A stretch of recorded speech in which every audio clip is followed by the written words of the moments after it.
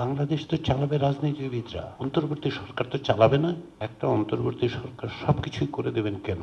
রাজনীতিবিদরা কি প্রতিশ্রুতি দিতে পারছেন যে আমি ক্ষমতায় গেলে আমি first amendment bill of rights করব?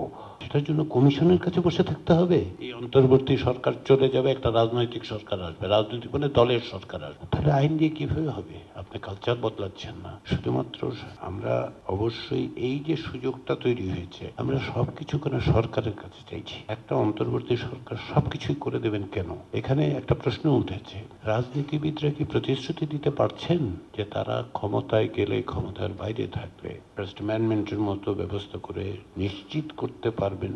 এটা কোন সংস্কার কমিশন প্রস্তাব দিল অথবা না দিল তাতে কি যায় আসে আমাকে একটু বলুন তো। কেন রাজনীতিবিদরা, এই দেশের রাজনীতিবিদরা 53 বছর পরে বলতে পারছেন না যে আমি ক্ষমতায় গেলে আমি first amendment bill of rights করব?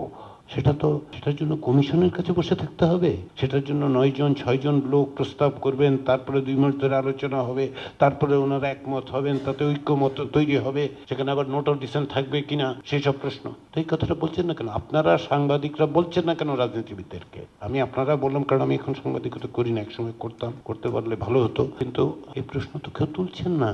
বাংলাদেশ তো চালাবে রাজনীতিবিদরা, অন্তর্বর্তী সরকার তো চালাবে না।